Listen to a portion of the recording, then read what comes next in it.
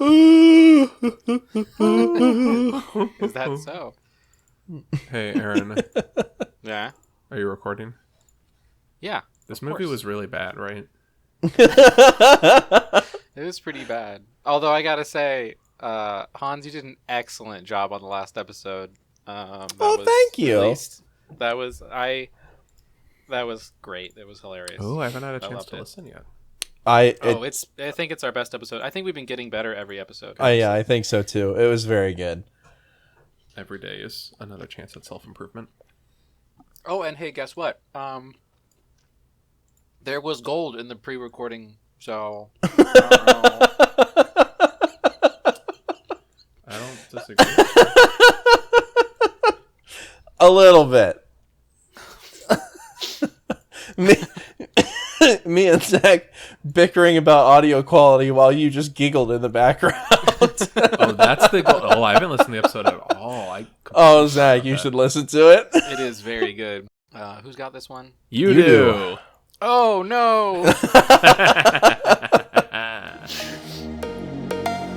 But you can't check your six.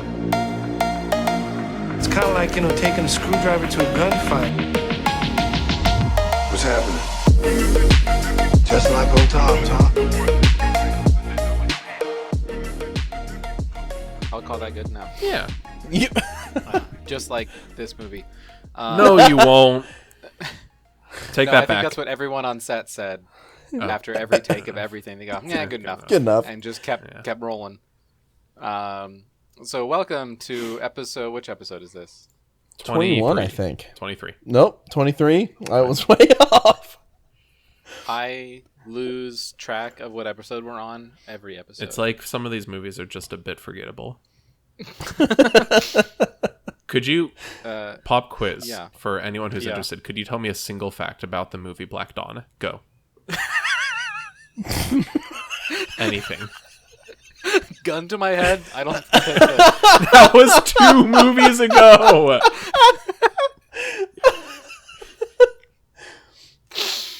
Oh boy. I really What is he couldn't. trying to Honest to rescue? God, I don't think I could. What is the mission in Black Dawn? Is that the one with the dam? No, that's submerged. Submerged. Oh no, that's. Oh, Black Dawn is the one that becomes The Dark Knight Rises at the end. Black Dawn is the nuke in the nuke in like the middle of LA it's or the whatever. Chechens. Yes. Oh, that's And they have a right. The box. Foreigner too. Oh my! Okay. No, because I asked that that was pop The Foreigner quiz. too. I didn't I know the forgot answer. about that entirely. I did not know the answer when I asked that. I have to be honest. That was 2 movies ago. Yeah. That was episode. Feels like an 21. age ago. So I'm looking back at our raw files folder here, and it's getting pretty impressive. it's very impressive. Impressive is one word. Impressive in like a way that it's impressive that Joey Chestnut can eat all those hot dogs. Yeah, actually, yeah. These He these definitely should not be doing that, but it is impressive. No, these Steven Seagal movies are just tepid, lukewarm hot dogs with soggy buns that we are just shoving down our throats at rates inhuman and unsafe. That is what this podcast essentially is just a year-long Joey Chestnut hot dog eating competition. And I also want to hurl just from doing this. Like I want to hurl my from your man Joey, too. description.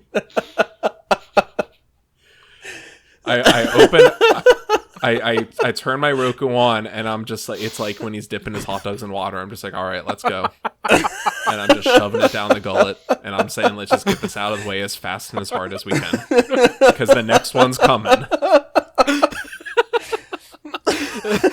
I love you, Joey Chestnut. You're my hero. So welcome to Steven See It All. I'm Aaron. I'm Zach. I'm Hans. And this week, I broke form. I pulled a Hans. And I watched another movie. Ooh, Did you? All right. So, for context, dear listener, we are recording this episode on the day that Mission Impossible 7 premieres. Have you seen Mission Impossible? Today today that movie released. The new Mission Impossible movie came out today. Yeah. Is that what you're telling us real you quick, watched? Can I just point out that you said pulling a Hans is watching a non-Steven Seagal movie? Well, no, because it's worse than that. Because let me tell you what I did. It's that in preparation for going and seeing the new Mission Impossible, which I haven't yet, I have been rewatching the old Mission Impossible movies. Oh. All right. Which completely, it's fixing my barometer. Agent of a 3-letter agency, Ethan Hunt, who his wife is kidnapped, and so he is tasked by the kidnappers in retrieving a MacGuffin, a doomsday device, or a component of a doomsday device in a certain amount of time in order to rescue his wife. And so he has to travel over the world and retrieve this element, this component of a doomsday device. It's called the Rabbit's Foot, and he has to get it for Philip Seymour Hoffman, who just kills it in this movie. Shadow Man is the story of an agent of a 3-letter agency whose daughter is kidnapped, and then he is tasked by the kidnappers in retrieving a component of a doomsday device in a certain amount of time in order to rescue his daughter. Broad strokes, same general conceit in each movie. And the entire time I'm watching Mission Impossible 3, every few minutes I'll go, Steven Seagal would never. Just like the end of Mission Impossible, the end of Mission Impossible 3, it's that Ethan Hunt, Tom Cruise, he has a bomb in his head, and spoilers for Mission Impossible 3, by the way. And he has a bomb implanted in his brain, and so he's flailing around as it's slowly starting to go off, and it's causing him incredible pain. And so he electrocutes himself, and so he spends the last few minutes of the movie unconscious on the floor, and it's his wife who kills the big bad at the end.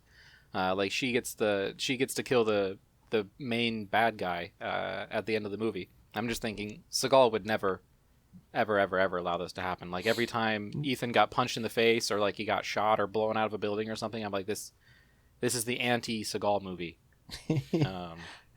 Yeah, I mean, which one is it? Is it Ghost Protocol or Rogue Nation when he's having the fight in the the parking garage at the end? But that, because he is just that. Similarly, he is just beat to shit by the end of that movie. This dude is barely hanging on. Seagal would never. He's also they're pretty similar in age, aren't they? How old is Seagal now?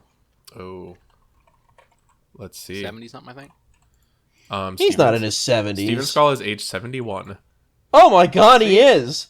Well, at 71 now, I don't know when he was in the movie. Yeah, but no, how old's Tom Cruise? Tom Cruise, Thomas Mapover Cruise the Fourth, is 61. 61, exactly 10 years younger. Exactly. Okay, even still though, Tom Cruise at 61 is doing more than Seagal was doing at 40.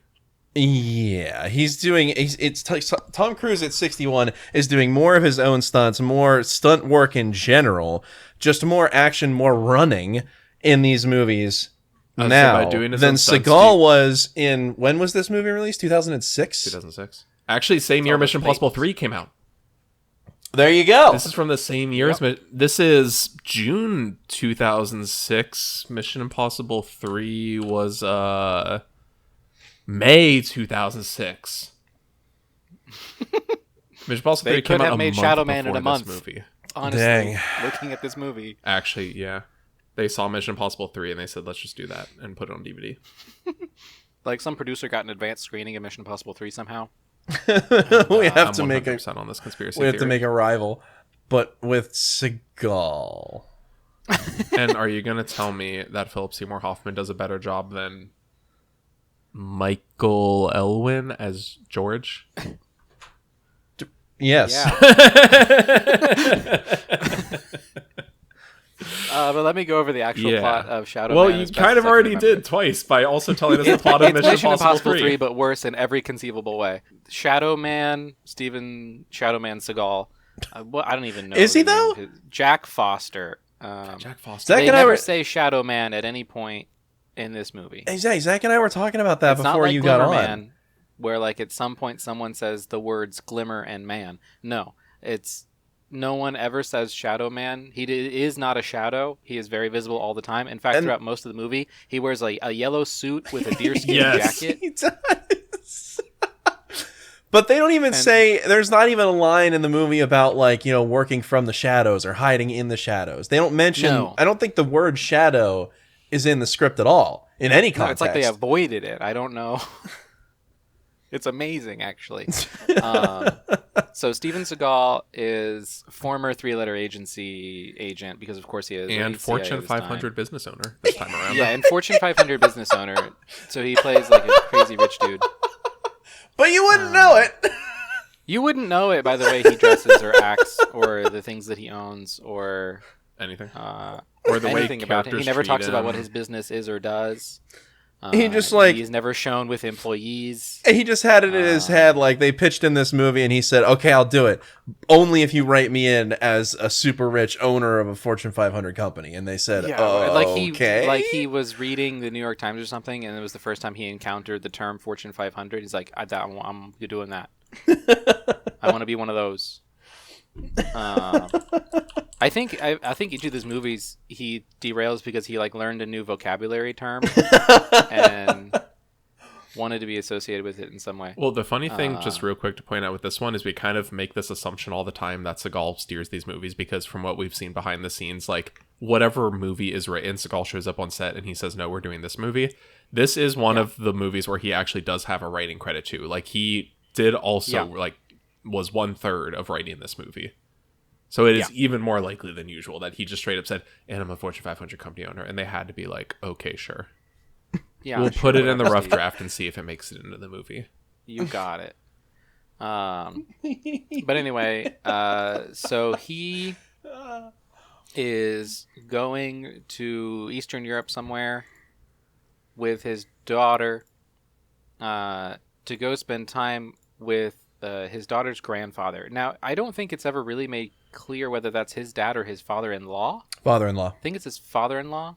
He talks in the very beginning. He talks about how he misses his daughter as much as Seagal misses his wife. Okay, like they're the same person. That makes sense. Yeah, and so his father-in-law is also a former CIA operative agent. He's just old now and retired. So I assume Seagal was like a nepo baby hire, like in the CIA. Yeah, daddy-in-law got him a job there. No doubt. And then like during this dinner conversation, Grandpa plants the MacGuffin on Seagal in the form of very mid 2000s a PDA stylus. It is a tiny microchip in the stylus of a PDA. A personal, like an electronic personal assistant, which phased out incredibly quickly with the oncoming of the smartphone. It was invented and then immediately useless. So there's like a very small window of time when you can even talk about them. And 2006 is in there. I want to imagine an alternate cut of this movie where he secretly snuck them Guffin into his Nintendo DS stylus. Because that would be just as relevant. No, it's like a PSP micro disc. Yes. the micro stick, I believe, actually was called something like that. Actually, wait. The first iPhone came out in June of 2007. This was the last year of that type of device's relevancy. It was an iPhone a year later. Completely irrelevant in a year. Great. So they go to the airport, like all at different times for some reason. Well, it's because he has to manage the company. He has to stay behind he has to stay a day behind to manage the company. And so his daughter and grandpa come to like pick him up at the airport, but his daughter gets kidnapped by a taxi driver, and his father-in-law presumably gets exploded by the CIA / Russian mafia / this one rogue agent taxi driver. Like there are like 5 different factions in this movie, and good luck keeping them straight. Yeah. So then he gets into a really lame and overly long car chase, chasing down the taxi driver, trying to get his daughter. He meets at the airport just randomly. Well, he thinks randomly, a former like partner of his, like a CIA partner, like a guy that he knew from the CIA, is just at the airport. suspicious. And they end up teaming up for a little bit to try and find the taxi driver, and they are teamed up for all of like 5 minutes until this guy betrays Seagal, because of course he does. Because it turns out the CIA, this MacGuffin is being chased by the CIA, the local police, the Russian mafia, this one random taxi driver lady, and Seagal, except Seagal doesn't even know that he has it. He doesn't even know why anyone is coming after him, which could have been an interesting thing if Seagal were capable of playing any sort of like bewildered ignorance, but he can't do it. You really try to give these movies the most credit you can, because this is at least like the third or fourth time you've said, like, this could be a really interesting idea. Like, you want these movies, you hope in your heart they have a chance at being good. Yeah, and so like somehow the whole world knows that Seagal has the MacGuffin, except for Seagal. He seems to be the only one who doesn't know that the MacGuffin he doesn't even find out that it exists until like halfway through the movie. He's just trying to get his daughter back. He eventually ends up finding he kills a bunch of CIA agents with like MacGyvered shotguns and stuff. In a very silly scene that I want to talk about later. Yeah. We'll come back to it, because I was really hoping that would be like a thing. Like his specialty is like making improvised weapons and stuff, like Mission Impossible 3 by way of Home Alone, and that just doesn't go anywhere. He kills a bunch of people because of course he does. He finds a taxi driver and sleeps with her because of course he does. And gets her on his side because she just like decides to fall in love with him. And she has his daughter in a safe house that she just like doesn't tell him about for days, even though she's already decided to help him. Is this, you're talking about the woman? She's like a former British spy that needs his help to get back like to America MI6 or something. But she was like about to be liquidated by the UK government. Yeah, that's what. Okay. And so she decided to get out, and so she like ran away to Eastern Europe, and she's trying to get a visa to the United States, and so she's holding Seagal's daughter ransom until he can use his resources to get her a passport and a visa to the United States, so she can be a U.S. citizen. But she doesn't even tell him that. Like, she does not tell him that until like way into the movie. No, this is after he captures her and is literally like choking her to death, and then these other dudes show up and start choking her to death. So then like he saves her, and they're on the team now, and they're like working together. Yeah, even though literally like 10 minutes beforehand he was. Yeah, that's not an exaggeration. He was, absolutely. It is within seconds that like, okay, we're on a team now, but then like you said, she does not tell him that she has his daughter for like another 2 days. No, and she's not mad about it either. No, she's fine with him almost killing her with his bare hands like 10 seconds earlier. No, like the next day he's like sitting on a bed, sitting still and fully clothed, like jacket on, shoes on, sitting on the bed. She just walks by, takes off her shirt, says "I am sad," and hugs him. Oh, and he says like, "Oh, come here, babe." It's so creepy. I hate it. Awful. It's the worst. And then, so he somehow discovers, and it's not really explained, that the microchip dipped in specific chemical resin, that if you don't have the chemical compound that properly dissolves the resin, you'll end up destroying the microchip, which contains... Okay, this is where things get super dumb. Yes. The microchip contains, like, plans for like a super virus developed by the United States government in the MK Ultra program, which that is not what MK Ultra is. Half of my notes are about this. That just isn't what MK Ultra is. Like, it was not a program to develop a super virus. It was even dumber than that. It was to develop superpowers by giving people LSD. Like, it does not. The MK Ultra program was terminated long before this movie came out. That's what they want you to think. But like that, so like Aaron says, it does not matter if you just officially go off of what has been like declassified and like stated by the U.S. government. It does not matter if you go off the wildest conspiracy theories about this thing. Nobody thinks it's still wrong. Nobody thinks that it's a pneumonia-like virus that kills you after 6 months. No. And I think it gets me because earlier in the movie, it's not like they just like reveal it. Oh, this is MK Ultra. Like early on, one of the characters says like, "You know what MK Ultra is, right?" And he's like, "Of course." And then what they describe is not MK Ultra. Like, of course, that's what it is. Yeah. So apparently, Grandpa used to work when he was in the CIA. He worked for the MK Ultra program, and so he had the plans, which he smuggled away. It's not really explained why until the very end of the movie. Oh, I skipped a thing at the beginning of the movie, which I thought was going to be relevant, and I thought was not going to be relevant. And then the last 30 seconds, it became relevant. Yes. He's doing like Aikido demonstrations at the beginning of the movie, in which he like explodes a watermelon with his chi. Yes. I have in my notes back to his roots. I'm like, he has to watermelon explode a guy. Like he has to do this. And then he doesn't do it for the whole movie. And like you get to the end of the ending shootout, and I'm like, he has chi explosion abilities, and he's just using all these dumb guns. And like even when he does get into a fist fight with like the head Russian mobster guy, he just like pokes his eyes out. Yeah. Like it's so dumb. This and then, movie is so stupid. So we do like the final shootout. He's rescued his daughter. He has like destroyed the plans and whatever. And he's like walking out of the library where the final shootout was, and then Grandpa just comes around the corner because he was alive the whole time. He staged his own death, which for why no reason, somehow. And then just asked for the plans back, the plans which he had.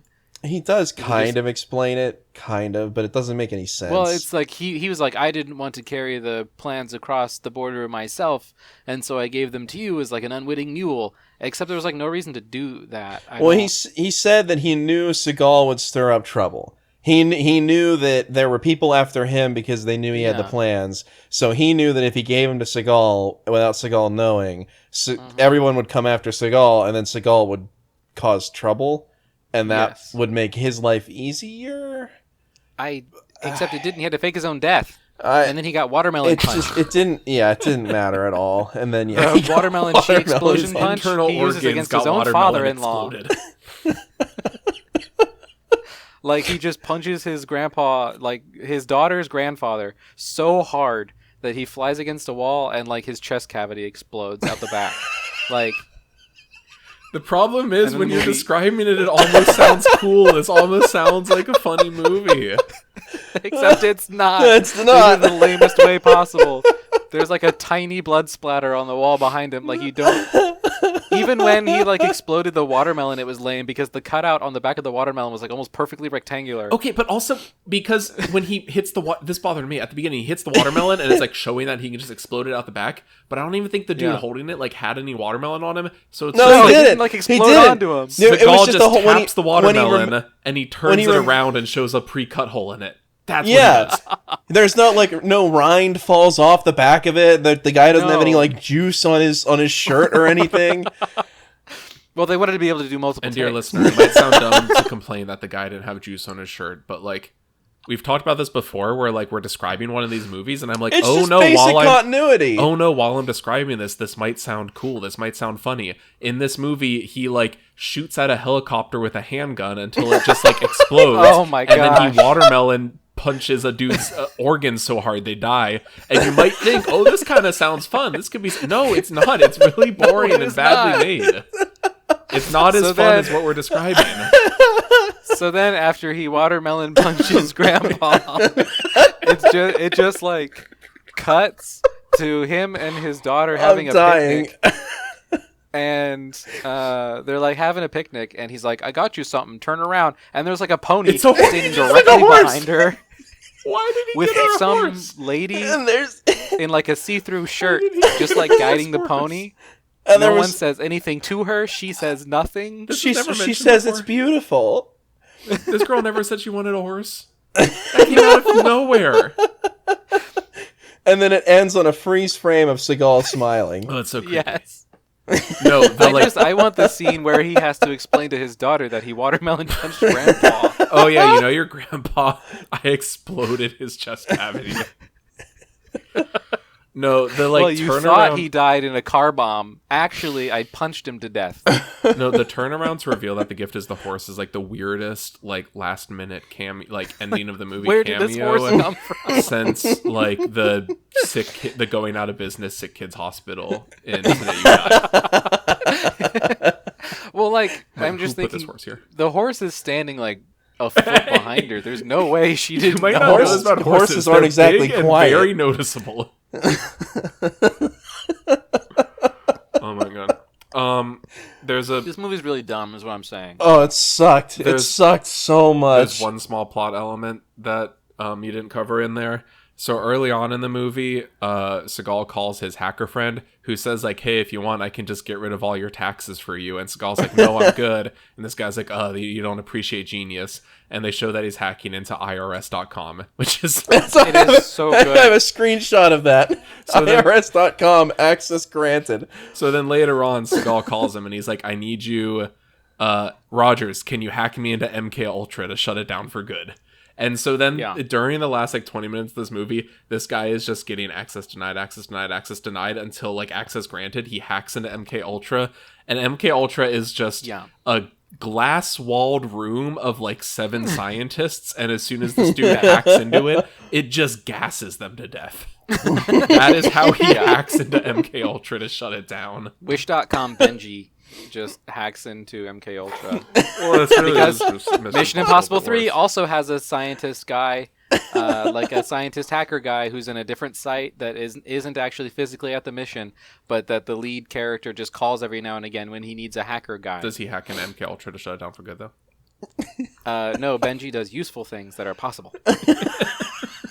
Like providing navigation to Ethan Hunt. Oh, that makes sense. He's not brought up in like one throwaway scene for like a half a minute at the start of the movie, so then he can come back and quote unquote shut down MK Ultra for good. No. Which I will. Okay, this needs pointing out. Does this movie know when it came out? What do you mean? I mean that like we talked about this earlier. Like MK Ultra was shut down in the 70s when they had like Senate hearings about it. It was like revealed to the public in like 75, and like the documents were shredded. I'm sorry, or that's what they want you to believe. I'm sorry, get woke. But it was fully declassified in like 2001. We've known about what this thing is for years, and this movie in 2006 is like, oh, did you know about MK Ultra? Yeah, they're doing lab rat experiments to make an influenza bioweapon.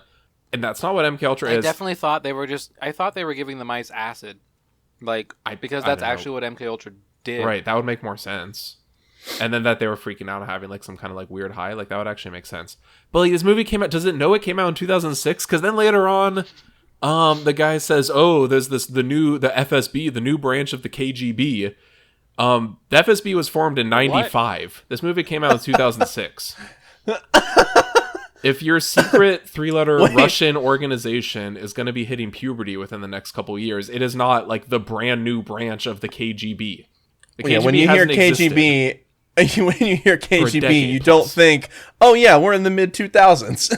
Oh yeah, this thing that came out in the mid 90s is a brand new agency. Like, when does this movie think it came out? Because it came out in 2006.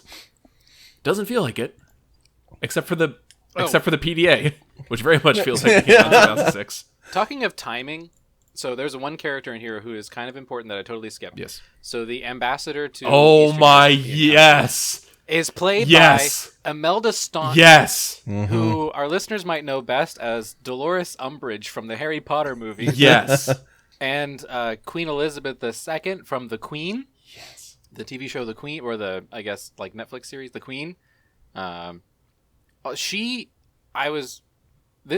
did this movie after winning a BAFTA and being nominated for an Oscar. She's got a pretty killer American accent, though. Yeah, so the acting in this film ranges from literally Oscar-worthy to community theater.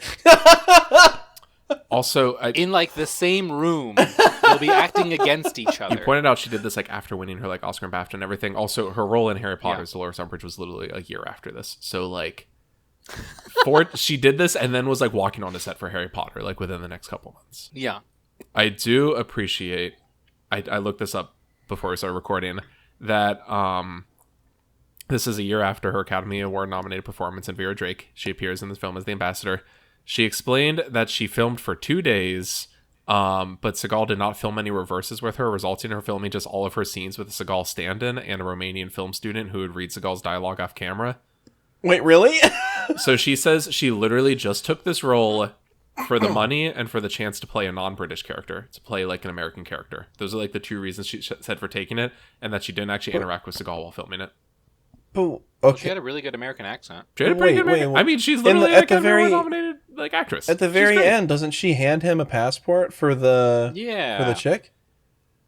I call foul. Unless that. Hang on, I gotta see if that was like cut If you together can very actually see the creatively. two of Hang them in on. the same frame. Okay. Yeah. We're What was this garbage fact-checking movie you, called again? Imelda Staunton. Shadow Man. Shadow Man. Did you forget the name of the movie? A little bit, yeah. A little bit. How do you a little bit forget the name of a movie?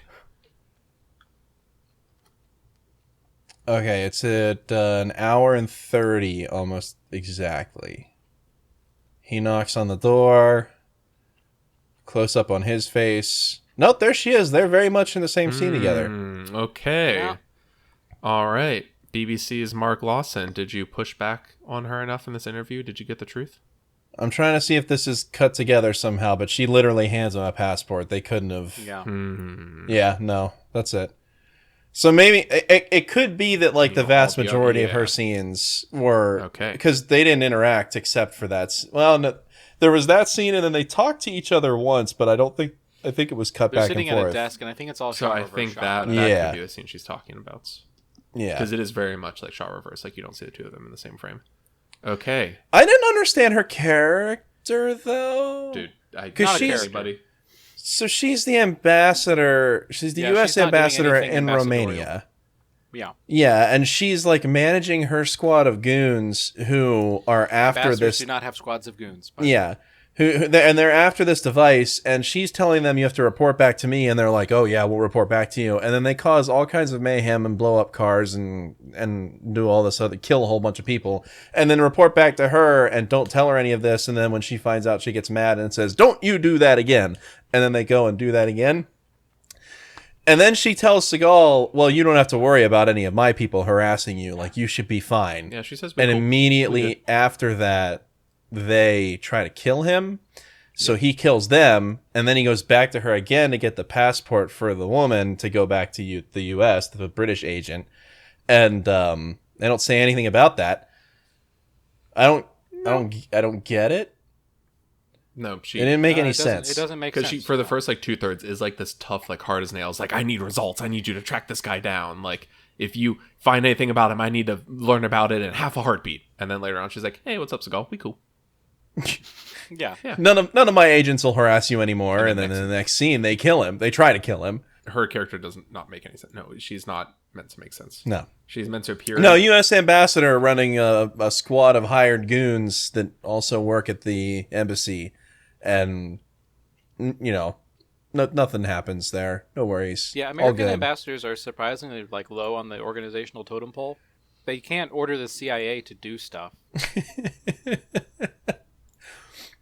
And then you have the Romanian police. Oh my, yeah. Who are It's Romanian, kind right? of their own faction, Yes, kind of it working is for the Russian Romanian. mob. It's Yeah. Did you know that all taxi drivers in Romania are actually working for the police? all of them. All of them. Every single one. Did you- And everybody knows everybody's name, too. All the taxi drivers. Did you know Yeah. that not only does every single taxi driver know every other taxi driver, and all the taxi drivers work directly for the police, but that after Seagal is told this information, he will still take a taxi and like tell the taxi driver exactly what he's doing, and have the taxi drive him to a place where he shoots a bunch of people, and then drive him to the club where he's looking for this British woman who's also a taxi driver. Now hold on, because Question. we just Why hit. did he do that? Yeah, yes, exactly. Sorry, I just hit my microphone. Yes, exactly. That scene that you just brought up. He's on his way to go find out some information about his daughter or whatever. So he gets in a cab, tells the cab driver, "I need to go somewhere where I can buy drugs." Goes to the place where he can buy drugs. And or women. Or women, yeah. Goes there, gets in a huge fight with the people that are selling drugs, walks into the back room, steals a bunch of stacks of hundreds off of a desk where this old lady is counting money, shoots her, and then just leaves. And then it's like, and then he goes to the next place. He goes back to the cab. The driver goes, "Were those gunshots?" And he says, "No, people are just partying in there. It's loud music. So drive, huh?" And it's like, why? Why did this happen? Why was this a part of the movie? He literally just went on a rampage. He went on an Archer rampage, just killed people for no reason. I think the thing that makes the most sense to me, this is not stated in the film, but just trying to make some sense of it, is that he's trying to do either one of two things. Either he needs money, which he doesn't really need in the movie. It's not really... Well, he's the CEO of a Fortune 500 company. Yeah, he has money. He's super rich, but he's got horse money no one knows about. And so he knows that he can just like steal from a gang, and no one will care. Like, it's kind of ghoulish that he thinks he could just go into a place, and if I kill these people, it won't matter. These people do not matter. I can just kill them, and it's fine. Yeah. Or he needs to distract the police and keep them busy because they're one of the factions that's after the MacGuffin. You're trying to script doctor it again. You're trying to like give it like a reason. I'm not trying to script doctor. I'm just trying to figure out what the reason was. The reason was so then we could have Zach's favorite character in this movie, which is the old lady counting money, because she's just sitting there counting money. He walks up, just starts. I'm not kidding. He just walks up, starts just grabbing stacks of hundreds off her desk. She doesn't react at all. Then as he's walking out the door, she gets up and just tries to like shoot him with an Uzi or something. And then he turns around and shoots her like once in the head. Gun. She's like my favorite character in this movie. And he says something to her too, doesn't he? He says like, "How's it going?" or "How's your life?" or something dumb like that. As he's just like stacking up stacks of hundreds and putting them in his jacket, turns around, walks away, and then that's when she decides to get the gun out of the drawer and just spray it back and forth. There was no discernible reason for him doing this. The reason they have him take the taxi in general is because then the taxi driver works for the police, so he can report his whereabouts, so the police can like follow him, even despite the fact that Seagal's character knows every single taxi driver works for the police and will know exactly where he is and what he's doing, and that this person will report back to the police, which is exactly what happens. They told him this point blank. This was his first interaction with the police. They told him every taxi driver works for us, and he still uses the taxi driver to find this woman he's looking for. And that wasn't like a ploy or anything. Later in the movie, they do something similar, like they tip off somebody on purpose so that they'll play into their plan. That wasn't what he was doing here. No. He just takes the taxi. And then he just stays at the same place where he found her to interrogate her, so then that's when the people burst in, and then all of a sudden she's friends with him now. No, none of this makes sense. None of this was planned. Yeah. No, it's just bad. It's just all bad. The more, like... I don't know how to put it, because this one wasn't, it was like so incompetently put together. I don't know how else to put it. They're like they were only thinking one scene at a time. They weren't thinking how the scenes would collectively make a movie. Feels like that. Yeah, we're focusing on this one, we're shooting this one, move on to the next one, forget the last one. Who cares about the last one? It's done. It's off the checklist. And then some poor editor had to squish these all together. It feels like each of the three writers went and, okay, everyone take 4 scenes, go write 4 scenes, and we'll come back and we'll stick them together somehow. It's like a group project in high school. Yeah. Everybody take 4 pieces. We'll don't talk to each other. Yeah, and then none of them have a consistent format, no theme. Well, and this one's just each of them wanted to do an action scene. So there are like 8 action scenes in this movie, and all of them are bad. Like the car chase goes on for like 10 minutes. So long. And the highest speed anyone reaches is like 35 miles an hour. And then the helicopter chase. Oh God! See, that's the thing. Real quick before we get to that, a good, well done car chase, like some of the ones in the Mission Impossible series, for instance. When they are done well, it can go on for that long, and it can still be interesting. This one was not, just like because it was all cars driving at moderate speed. Yeah, it was all. You didn't see anyone except a close-up shot of Seagal squinting and like an uncomfortably close-up shot of his face. I'm pretty sure they got it that close up so that they didn't have to have a rear projection screen or some of them something still did behind. have rear projection screens, like Taxi Driver Lady. Yeah, that's true. She had a rear projection screen behind her. But I don't know why they always, and this is consistent. We've seen this in a lot of movies. They always get really close up to his face in these car chases, and I don't know why. Maybe it's because he's like turning the steering wheel in the opposite direction than he's supposed to or something. I don't know. But it's uncomfortably close. And then, yes, exactly what you said. It's like car chase out when you're not looking at his greasy face. It's a car chase, but they're going really slowly. And not doing it. They're just chasing each other. There's no... And it's just a car chase. Like, there's no action there. In a good car chase, like if we watch like any of the John Wick car chases or like any of the Mission Impossible car chases, every vehicle is trying to accomplish something.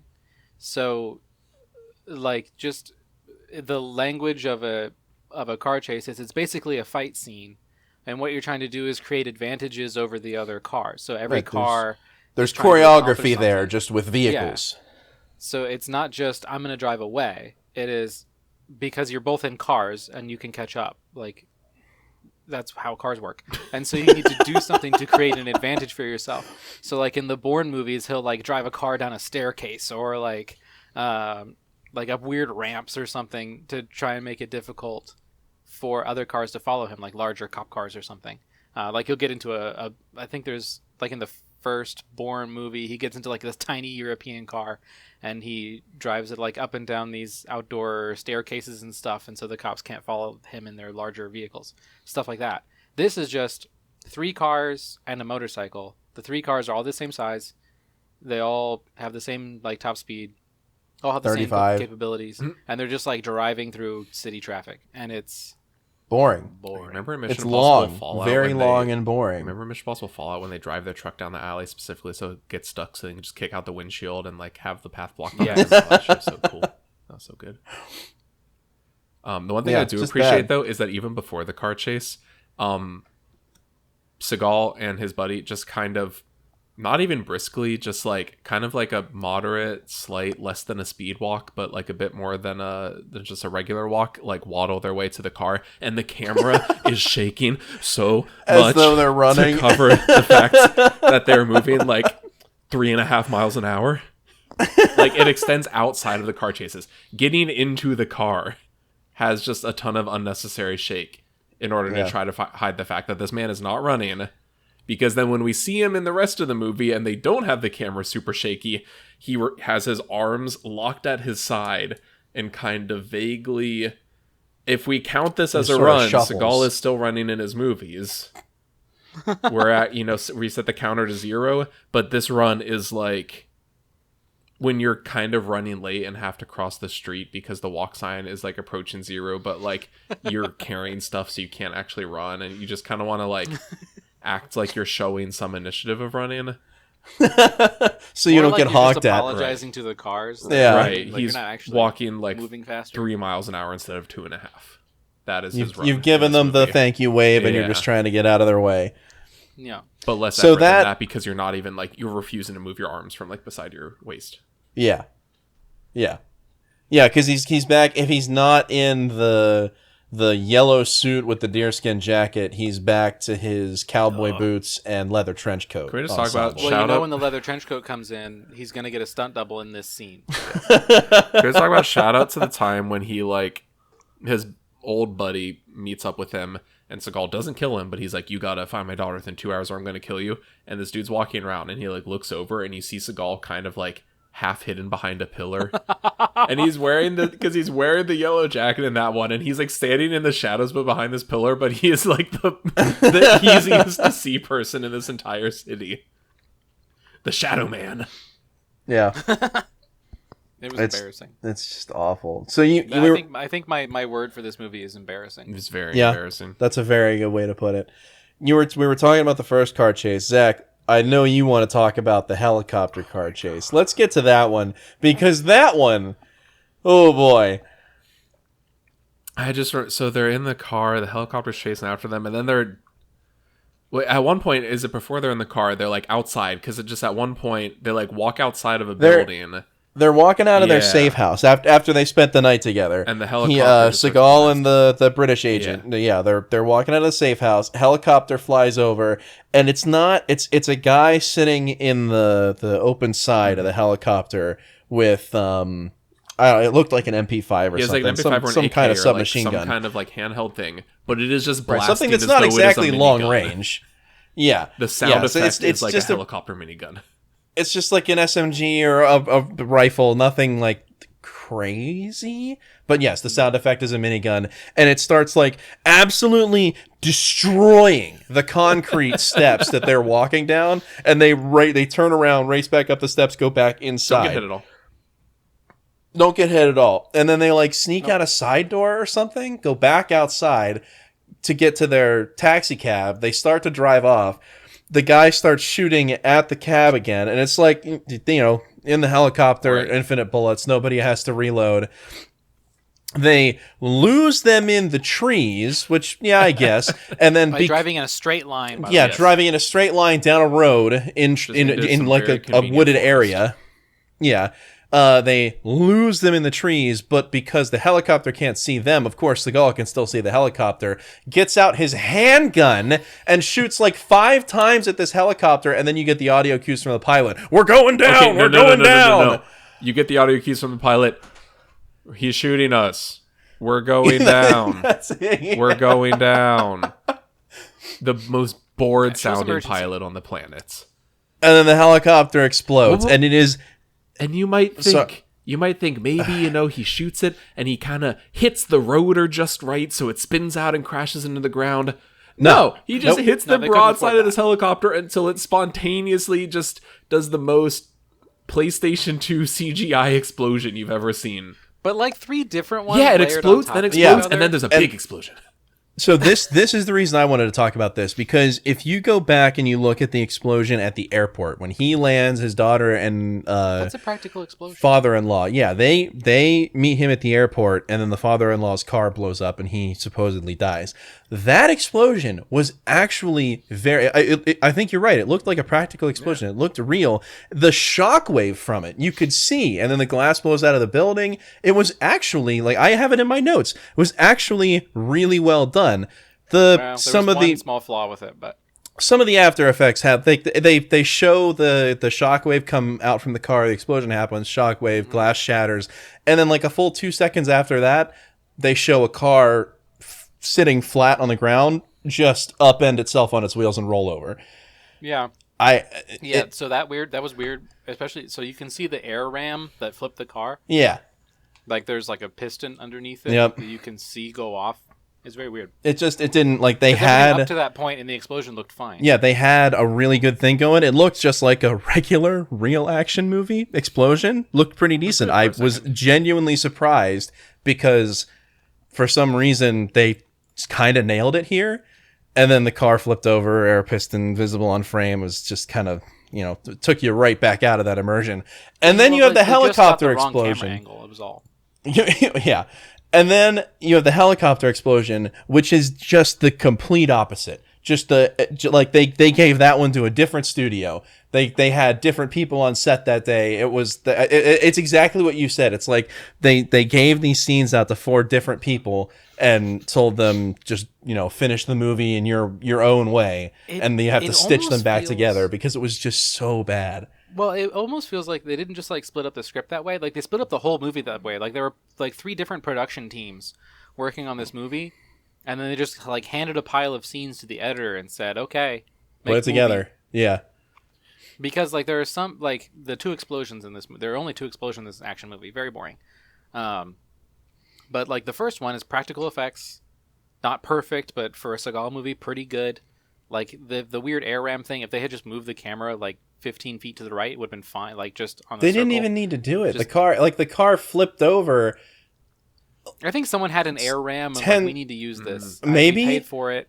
It just didn't make sense. Like Okay, but they had a shockwave that blew out windows, but it wasn't enough to flip a car. And then 2 seconds after that happens, then a car flips. But you try explaining this poor Why? guy. He carried the air ram here the whole way. Like, you're going to tell him he's not allowed to use it. Yeah, like come on, Ted put so much work into getting this thing here. Come on. Come on. Anyway, Let him I'm flip sorry. The car 2 seconds after the explosion. Let him flip a car. Let him flip the car after the explosion happened. So like there was like that was one of the production companies worked on that, and the other one's like we have to blow up a helicopter. We did not think this through. That is crazy expensive. We can't afford to wreck a helicopter.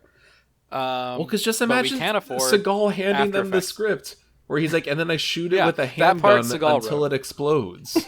And they're like, Well, I can almost guarantee Seagal wrote that part because it was in the same scene was in a previous movie they're like, when he saved the vice president of the United States. they're like, you're gonna shoot the That's pilot, true. and the pilot's gonna crash. And he's like, no, I shoot the helicopter. And they're like, you're gonna shoot it to like disable it, and it crashes. He's like, no, it's gonna explode midair. You try to make that look good. I've done it before. I've done it. This isn't even the first movie where he shoots a helicopter and it explodes midair. with a handgun. Except in this With a one, hand- at the very Except least, in that one, that was a practical explosion. in this one, at the very least, it played like handgun sound effects with him, like in time with him shooting. The last one, it was him shooting in 1911 over like with SMG sounds overlaid on top. Yeah, it was rough. But my man wanted it. Rough. No one deserved to be in this movie, least of all Imelda Staunton. I would say not even like the community theater actors they found to be in this thing deserved. Just like the be poor, in this. like, you know, Romanian offshoot of Hollywood. Like, oh, we have a big American movie coming in, like, you know, a production coming into town. None of you deserve this. could be your big You break. deserve better This than Steven Seagal guy, he's pretty big. That might be good for everybody. Little Yeah, did big they action know. star. Hey, Mentioned in the same breath as Jean-Claude Van Damme. hey, do you want to know? Do you know something funny about this movie? What? Go for it. Allegedly, the original story, very early in production, was Seagal working as an intelligence officer. It's a period piece set in Japan after World War II, where he runs a medical clinic. No, it's not. No. No, that's garbage. No. But then the guy who was writing the original scripts left, and then they had this guy who also wrote Submerged into the Sun and Today You Die get back in on the scripts. Okay. Okay, yep. And you That tracks. see where this Yeah. movie comes from. Imagine Seagal doing a period piece as an intelligence officer in a Japanese medical clinic after World War II. Just imagine how bad that could Imagine be. him doing a period piece full stop. Well, he is doing a Like- period piece. This is a movie from 2006 that thinks it's like in the like late 80s.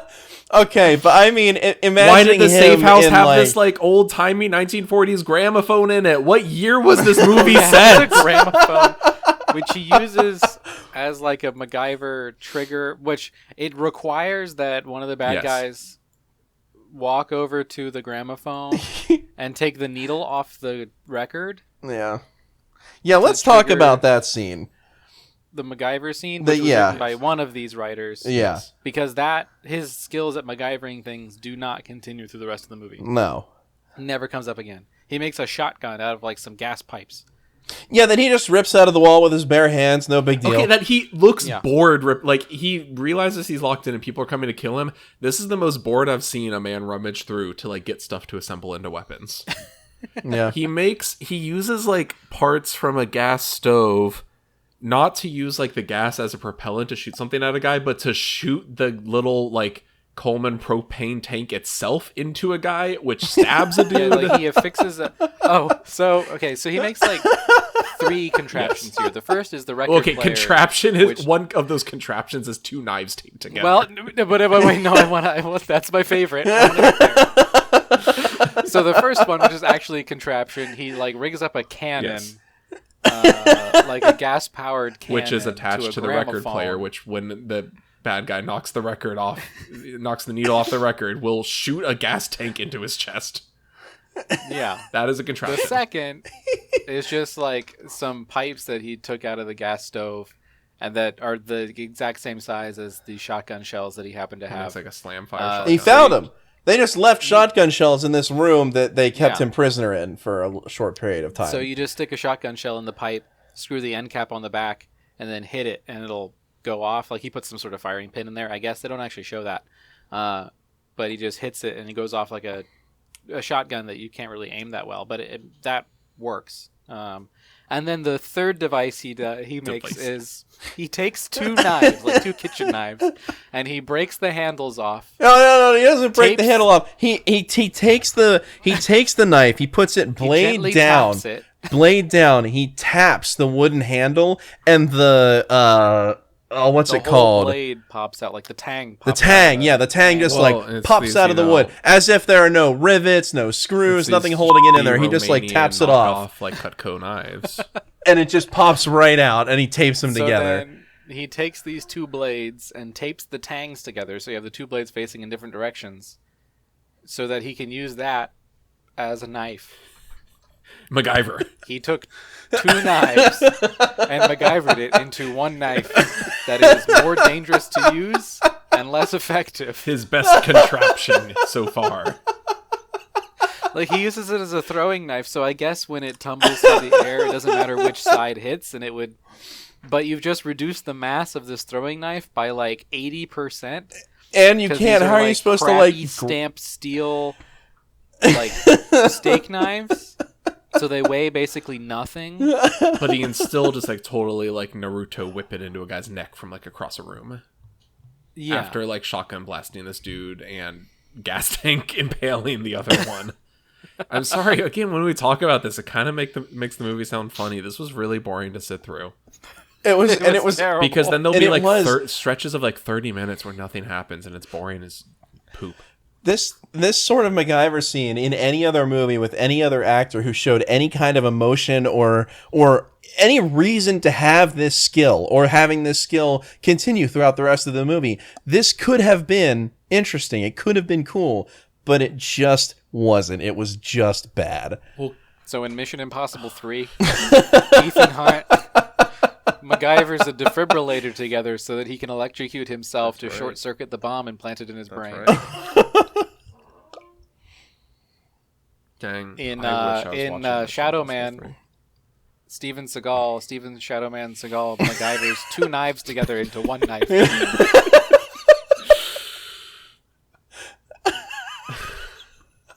That's the kind of intelligence we're dealing with here. This movie sucked. Although I do really like that from now on. We could just say Steven Shadowman Seagal. Shadow Man Seagal. That kind of describes him pretty well. So who in the cast deserved better? Everyone? All of them. Everybody? Everybody Let's see who did better. Imelda Staunton was already doing better before this, like we said. Before and immediately after. Academy Award nominee. Before and after.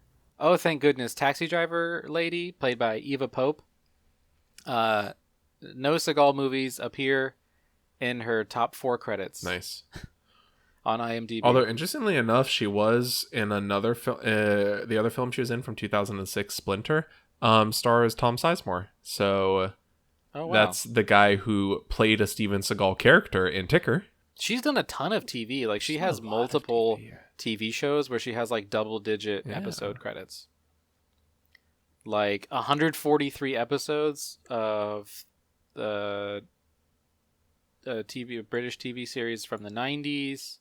64 episodes of a late 90s TV 52 show. episodes of Waterloo Road. Yeah, it's a lot of like UK television, so. Yeah, and she's done like a. And she's still into stuff. She's still making stuff. Yeah, from 2023. Good for you, Eva. Right. Yeah, she did a great job in the movie. She deserved a lot better. Yeah, no, she was one of the characters. Oh my gosh. What? Garrick Hagon as Agent Waters. He was, I believe, the ambassador was like, you better get me results. Yes, he looked really familiar to me. He was Biggs in Star Wars A New Hope. He's Biggs Darklighter. I did not realize Biggs' he was last also name in Biggs Mission Darklighter. Impossible as a CNN reporter. Interesting. The original Mission Impossible.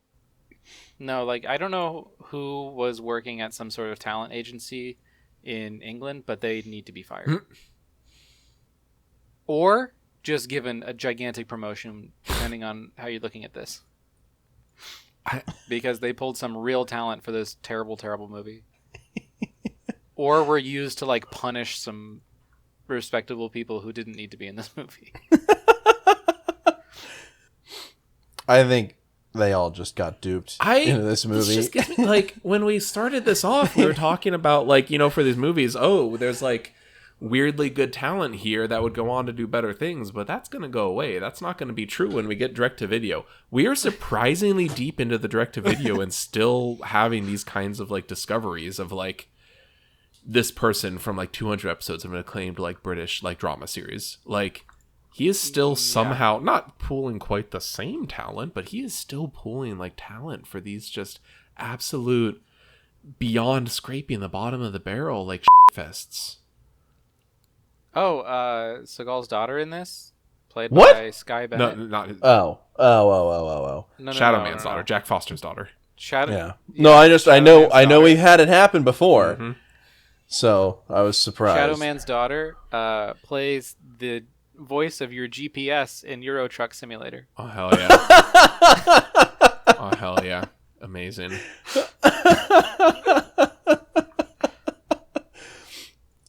And American Truck Simulator. Oh, good. I'm glad. Yeah. Oh, She is also in Xenoblade Chronicles 2. Oh, I was gonna say she was also in Horizon Forbidden West and Dead Island 2. She does a lot of video game voiceovers. Yeah, she does a lot of video Lego game Marvel voices. Superhero Good for 2. her. So it seems like a lot of the people in this were fine. Yeah.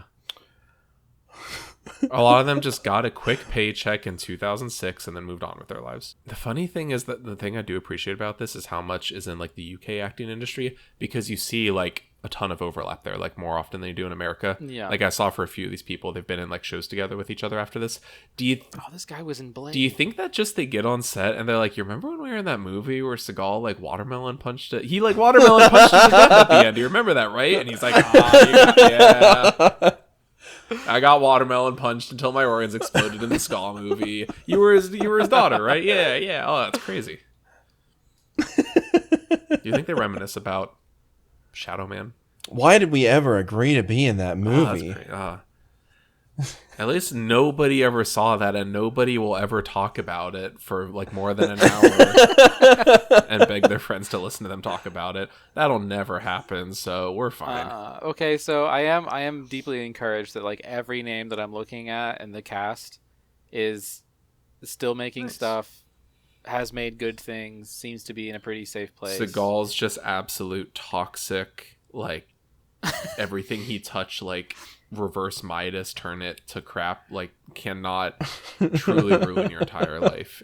Fortunately, it can only reach so far. And it seems some of them actually turns to like stage plays. Like some of them became like playwrights and like serious artists. Real quick, one thing I forgot to mention about this movie: it has maybe the worst gun disarming scene we've seen Seagal do thus far. Oh, all of them. They're so they're so slow. This is a thing he's done in almost every single movie when someone has a gun on him and he like Aikidos it out of their hand. He's done this like 23 times by now. You think he's good at it? I swear in this movie, the British taxi lady names, I'm sorry, she's holding a gun on him and he just like reaches over and just like politely like requests it from her, and that's his like disarming of her. We were 23 movies in, and that is like the worst one we have seen so far. There's so many of those too in this movie, and they're not all as bad as that, but they're all like that. And it's you remember in is it Fire Down Below? Is that the one with the oil rig? No, you're thinking On Deadly Ground. Is that On Deadly Ground? Yeah. That's the one where the guy has been talking about how dangerous he is and how you should shoot him on sight the very moment you see him, and he waits till the very end of the movie, finally sees him, has a shotgun on him, and then talks to him for like 30 seconds about how he's going to shoot him, and then Seagal steals the shotgun from his hand. And this whole movie is like that. Everyone has a shot on him. Everyone has an intent to kill him, and they wait for him to take the gun away from them, and then they die. You can literally have your like helicopter minigun AK-47 pointed right at him, and you won't hit him, and then he'll just turn around and shoot you with his handgun until you explode. It's not even that they won't hit him; it's that they won't even fire. They wait until they have a perfect shot, that perfect scenario where he's not even moving. They have him right there in front of them. They could just pull the trigger, and they don't. They wait for him to just take the gun away from them. It's so infuriating. So what are we? What star ratings are we giving this movie? 1. 1.5. Okay, I'll go 1.5. 1.5. Honestly, like that extra little half on top is just for like some of the absurdity. Like just because it is funny to say that his like father-in-law is, like triple crosses him, so he watermelon punches him so hard that his chi makes his organs explode. Like, okay, but not even see, that happening. that's Not that happening on screen. Me getting to like say that happened is like half a star. That's what I was gonna say. It's you're thinking about our experience here, talking about the movie, not the experience of watching the movie, because the experience of watching that scene is like, yeah, I would not want to watch this again. Not, but I still think it's 1.5 because it's, like I just have to look at like what else I've given truly just 1 star to. Hold on. Because if we're talking 1 star, we're talking Black Dawn, Glimmerman, Out for a Kill, Out of Reach, or Submergence half a star. I think it's at least better. I don't know, this feels. I don't think so. This feels like Glimmerman-y. It really does feel like I think Glimmerman. this is at the lowest end of 1.5 stars for me. Yeah. I'm not going to argue Yeah. with you. If that's what you rate it, that's what you'd rate it. I would rate it at 1. But this is, if this Personally. makes sense, because this is the absolute bullshit that watching Skull movies makes you do, is that there's so many like most of my watch has been like 1.5 stars. So this is like this is a low 1.5 star versus a high 1.5 star. Like Into the Sun was a high 1.5 star. This is a low. This is where we 1.5 really. We need a more advanced rating system. We need like a 10-star rating need system like a where 10 you could with like 3 you could put this at like a significant figures, 2.5 versus a 2 versus a 1.5. No, I need like a 3.147 at this point. Because this is like this 1.5 is different from like a half past dead 1.5. Yeah. If that makes sense. There's not enough nuance in the 5 Yeah, that's point true. scale, you know? That's You true. really got to break it down. Because, I mean, if you're doing half stars, that is a 10-point scale. Yeah. No, you're right. So I guess what I was talking about would be a 20-point scale. I need like a 100-point scale. We just need a percentage. It's really all it comes down to. I didn't even write down any lines from this one. There weren't any Oh, I didn't even quotes. think about it. There was nothing memorable. Yeah, it's a bunch of garbage. My line There was nothing interesting. My line is absolutely, Rogers, can you hack me into MK Ultra to shut it down for good? Okay, shut it down. The shut it down for good button. Yes. In the screen that he hacks into that locks the doors and gasses out the scientists. In their weird little glass container. I do also like the part when Seagal like shoots a dude and the guy just screams "F*** as he like falls off the balcony. I think my favorite line is whatever one of his Aikido students asked him. Yeah. when he watermelon punch. I really like the way I don't even really remember the line, but he's like, "Teach me how to watermelon punch." It was like, Sensei. I really respect the way you did that. Teach me how to do it, and then he just punches him into a wall. I liked the way you punched that watermelon. And then he throws him into a punches wall. him through a wall. I'm like, Yeah. this is Yeah. how you teach your students. Yeah, he says Just like throw them around and punch them through walls. wait, hold on. And in the next scene, they show that wall. It's not broken. Bad movie. It really like it is not exaggerating that the guy says Sifu. Sifu, I was impressed with the way you broke the watermelon. Can you teach me? And in response, Seagal walks up to him after just talking about how like you shouldn't like this is for violence and non-violence. You have to be careful when you use your chi. Like this can kill someone. This guy, his student says, "I was impressed with how you did that. Can you teach me?" Seagal just walks up and just chi punches this dude like to death in the middle of the dojo. But class, like, I but think class it isn't comes over. down to- Oh, He then keeps then he teaching. just I think I keeps can teaching with this dude laying on the identify- ground. I think I can identify like which scenes were written by Seagal and which weren't. So like that scene definitely written by Seagal. The scene where he explains how sad he is about his wife being dead, written by somebody else. Does he? The scene 3 seconds after that, where there's just a naked lady walking around his living room, that was written by Seagal. Oh, we never talked about that. We don't have to. Yep. His daughter leaves the day early. Oh, the instant she's out the door. Yeah, this woman that we haven't been introduced to and doesn't ever come back walks into his office when he's like done doing business things. Takes her Straight up clothes off, just is doing completely business at his naked. desk.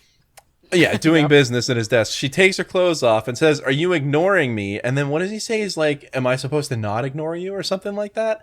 I don't know. It was some awful line. She says something along the lines of, "Are you ignoring me?" He says, "Am I supposed to not ignore you?" And then walks over to her, and then that's the end of it. We don't ever see her again. She's not introduced. She doesn't have a name. Just random naked woman in his office. Yep. After his daughter leaves. Yep. All the scenes in the Russian nightclub with all like the pole dancers and things. I'm pretty sure those were written by. And Seagal. just the same music track playing the entire time. Like the same 4-second loop just going. Actually, Hans, you're right. I don't think in good faith I can put this above Glimmer Man. This is just 1 star for me. I'm still sticking with 1.5. I'm sorry. Sticking to my guns. Stick to your guns. What should people watch instead? I already said mine. You should watch Mission Impossible 3. Specifically Mission Impossible 3, because it is... Because that's the one you watched today? Well, no. It is the same movie. It's the same plot beats. Like, it's the same general conceit. Yeah. But just executed a million times better. Yeah. I'm going to say... Not even close. I don't know. So in the very beginning of this movie, there was some music that was playing that really reminded me of Sneakers. And then the movie turned out to not be even remotely close to Sneakers. Actually, kind of. Actually. They have to go steal a MacGuffin and then turn it into government agents who turn out to not actually be government agents, and then they have to try and get it back. So kind of. You should watch Sneakers. Sneakers is a really good movie. That's Robert Redford, I think, right? You have a podcast. You can just state things as if they're facts. Yeah, that's Robert Redford. That was Robert Redford in his prime. And Dan Aykroyd. Oh, great. Whole bunch of other people, too. Very good movie. You should watch Sneakers. I can't. What movie would I tell people to watch instead of this? I can't think of one. Hey, wait, real quick. Sarah? Hey, Sarah? Sarah? Wife? Did you just say wife? My wife. Sarah, I have a quick question.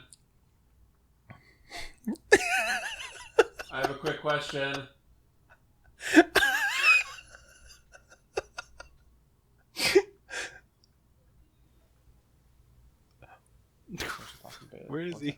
Where'd he go? Sorry to interrupt you. How am I supposed to edit this? You gotta leave all this in. I need a movie to suggest. This does not make for good radio. Oh, I think it does. What should we tell people to watch instead of this one? The Titanic. Good point, Bailey. Titanic. James Cameron. The Titanic. What? The Titanic.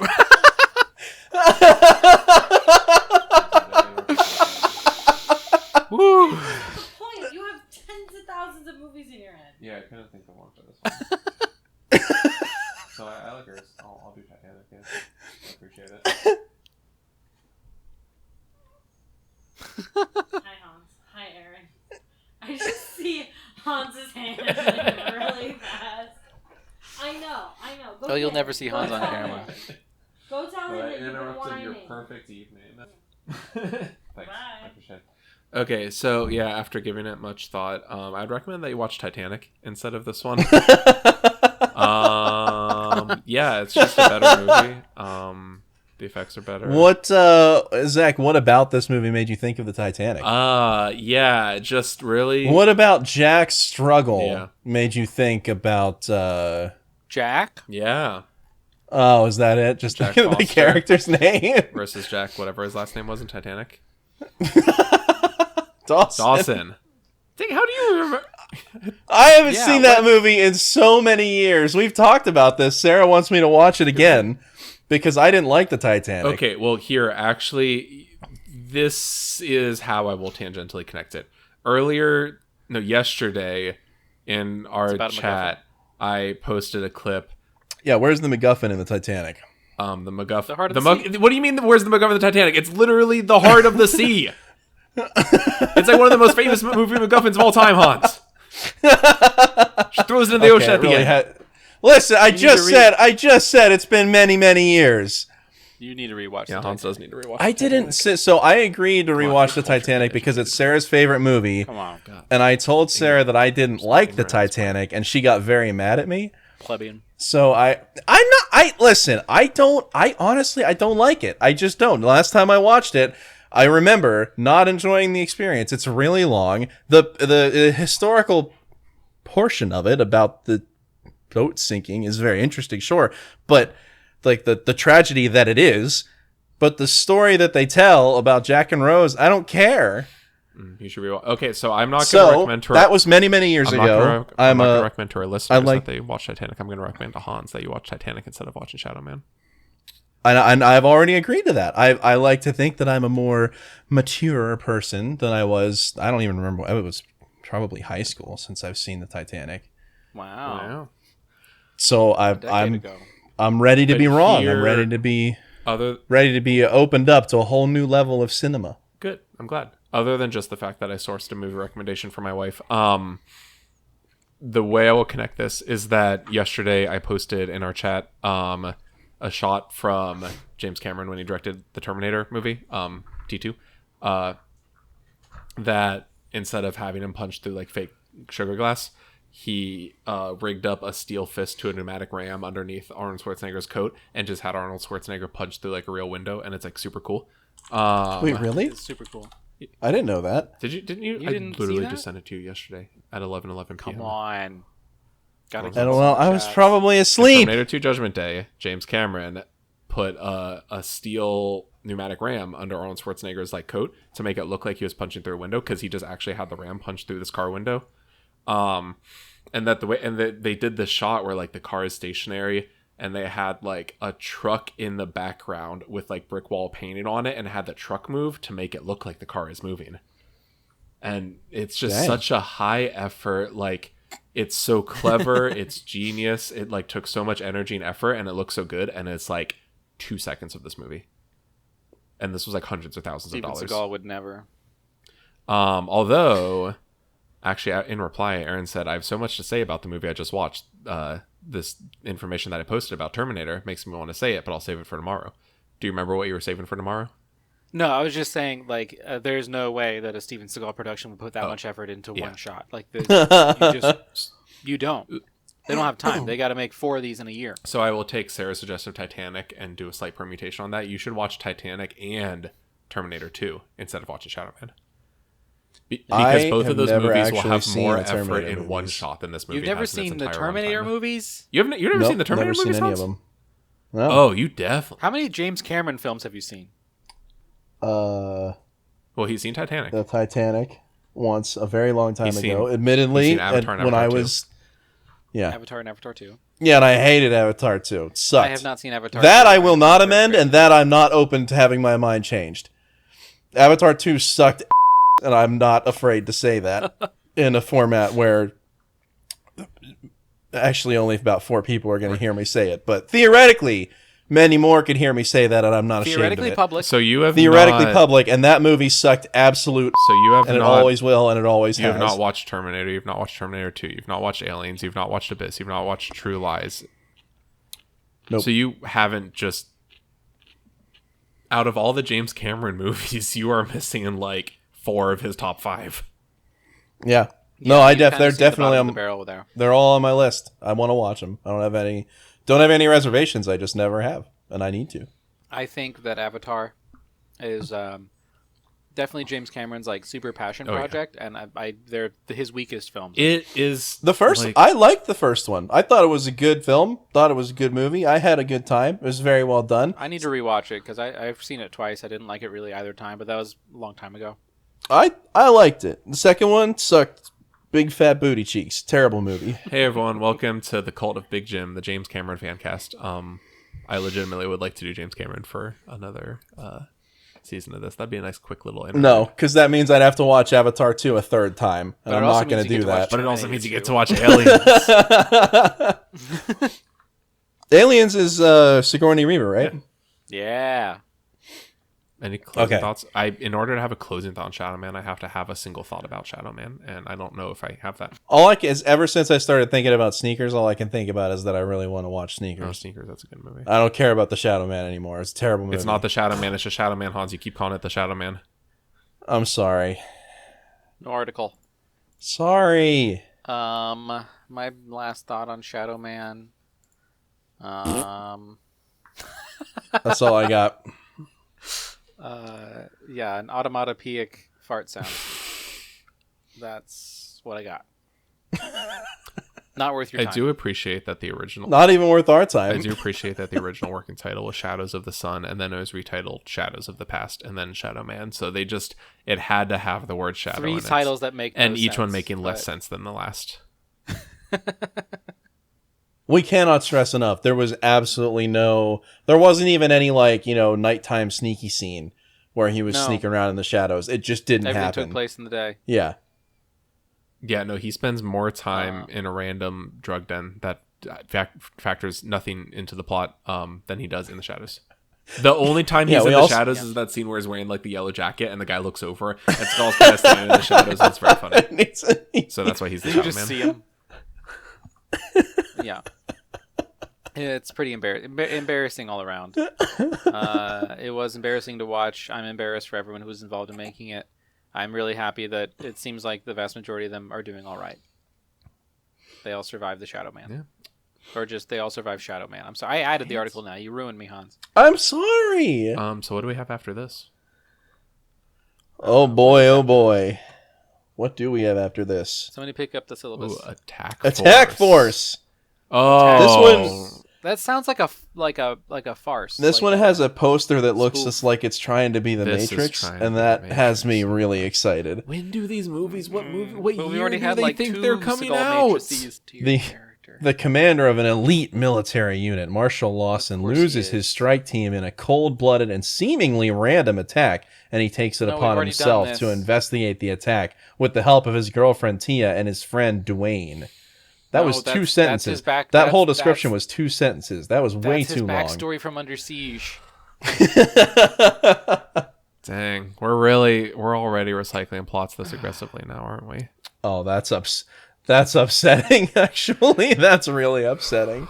Oh, I don't know can't. if we can get through this one. I'm much more excited for the one after that, Flight of Fury, because I have some choice things to say about that. Well, we're not there yet. I know we're not there yet. Amazing. Well, I just am really excited to talk about it. thank you for joining. Not excited to see it though. Thank you for sitting through. Thank you to our 23 of these with us so far. Man, Thank you you could for not listening. sound more unenthusiastic. We really appreciate you being on this roller coaster. You're with what us. makes this possible. This Steven See It All is This roller coaster. Like a really old wooden coaster that isn't well maintained. So you get off and you have a headache. I was thinking more along the line, like an old wooden roller coaster where you go out of the station and you go down a little hill, so you get like just enough speed to get around a corner to the lift hill, right? Yeah. This whole thing that we're doing is just that little corner around the bottom. It's like continuously that. You leave the station, you go really slow for hours, days, and then you return to the station. That's our roller coaster. And on that happy note, we'll see you next week.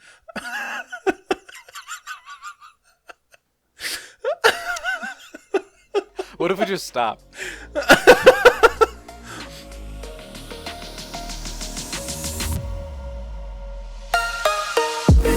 That means one of us has to die.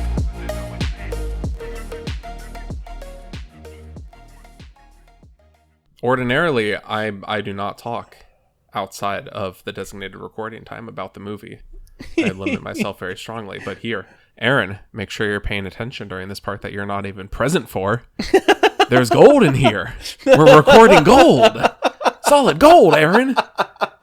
You know what the worst part is? We didn't talk about it much, but we talked about something Seagal related for like 27 seconds in the middle of there.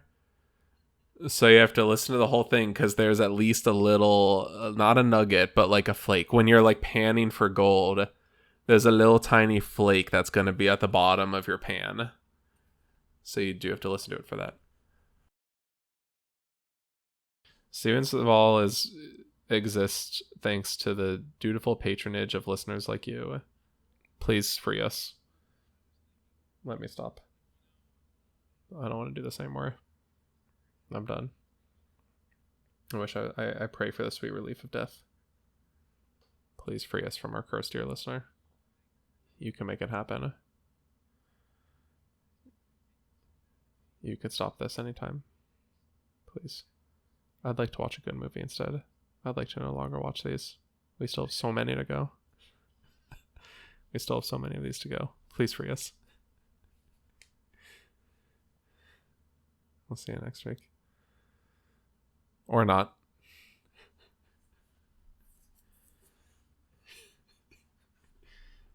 Does actually 23 is good. 23 is good. Are we done recording?